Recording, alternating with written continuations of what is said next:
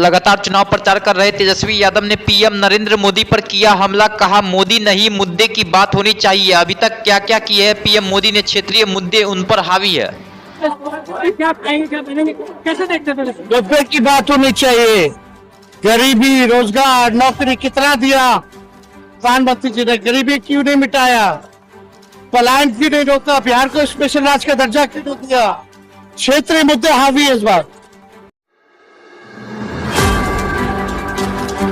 Bharatiya Janata party के द्वारा जारी किए गए संकल्प पत्र पर जमकर बरसी लालू यादव की बेटी मीसा भारती, प्रधानमंत्री नरेंद्र मोदी पर की जुबानी प्रहार। संकल्प पत्र को लेकर मीसा भारती ने कहा कि क्या नया है इस संकल्प पत्र में? क्या बीजेपी ने किसानों के आय के बारे में, एमएसपी के बारे में या सिलेंडर के दाम कब घटेंगे इसके बारे में लिखा है?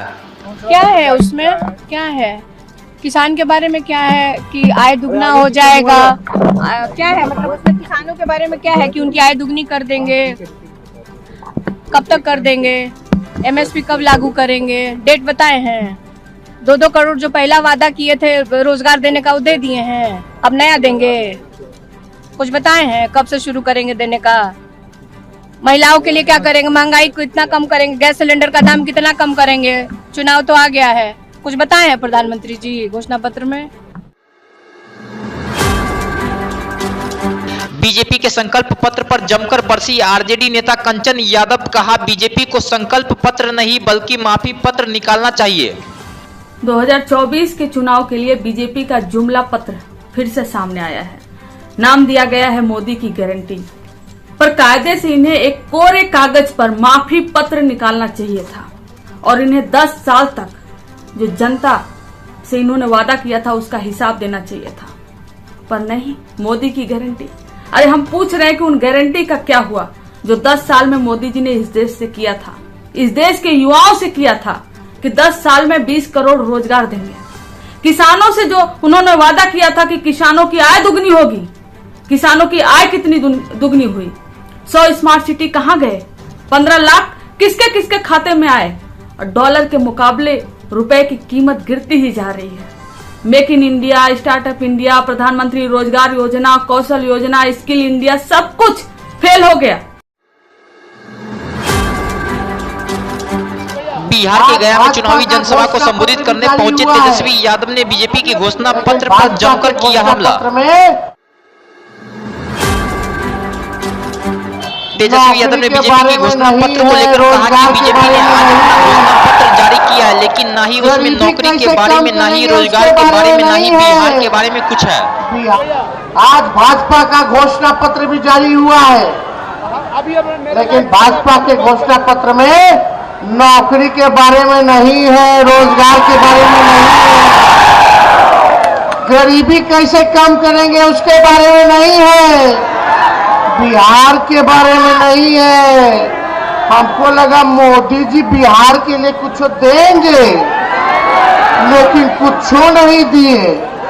आज घोषणा पत्र जारी किए, लगा रे भाई बिहार को विशेष राज्य का दर्जा मिल जाएगा, महंगाई को कैसे खत्म करेंगे, लेकिन 60% हमारे नौजवान इस देश में रहते हैं और उस देश में नौजवानों के लिए कुछ नहीं। बीजेपी की घोषणा पत्र जारी होने से जमकर सियासत हुआ शुरू, तो वहीं इंडी गठबंधन के नेताओं ने घोषणा पत्र का किया विरोध, तो वहीं चिराग पासवान ने विरोध करने वालों पर जमकर किया पलटवार।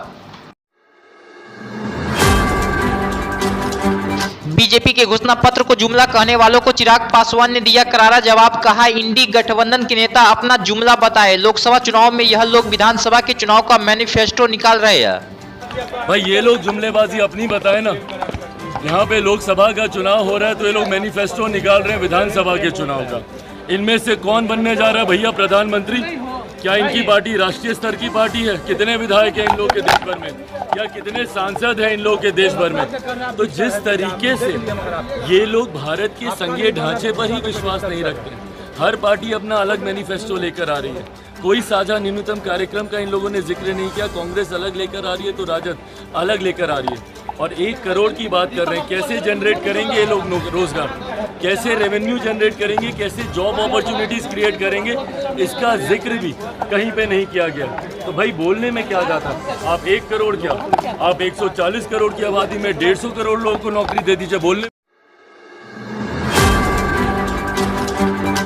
वहीं चिराग पासवान ने बीजेपी के संकल्प पत्र के साथ प्रधानमंत्री नरेंद्र मोदी की जमकर की तारीफ। कहा, किसी भी सरकार में हिम्मत नहीं थी कि वह धारा 370 हटाकर दिखाए, किसी भी सरकार में हिम्मत नहीं थी कि वह राम मंदिर बनाकर दिखाए, लेकिन प्रधानमंत्री मोदी जी ने यह कर दिखाया। धारा 370 समाप्त हुई। क्या किसी और सरकार में यह हिम्मत थी कि धारा 370 को हटा सके? क्या किसी और सरकार में यह इच्छा शक्ति थी कि वो राम मंदिर का निर्माण कर सके? क्या किसी और सरकार में यह इच्छा शक्ति थी कि वो नारी शक्ति अधिनियम को वो लागू कर सके? तो जब इन तमाम कार्यों को किया गया, जहां महिलाओं के सम्मान के लिए शौचालयों का निर्माण करवाया गया, तो वहीं उनके स्वास्थ्य के लिए उज्ज्वला योजना दी गई। वहीं कोई गरीब परिवार स्वास्थ्य लाभ से वंचित न रह जाए, आर्थिक कठिनाइयों की वजह से आयुष्मान योजना भी दी गई। तो इन तमाम विषयों ने जहां जनता का विश्वास प्रधानमंत्री जी के प्रति बढ़ाया, वहीं मोदी की गारंटी पर लोगों की उम्मीदें बढ़ी हैं। तो ये जो संकल्प पत्र आया है, ये वो विश्वास है जिसको आने वाले 5 सालों में पूरा किया जाएगा।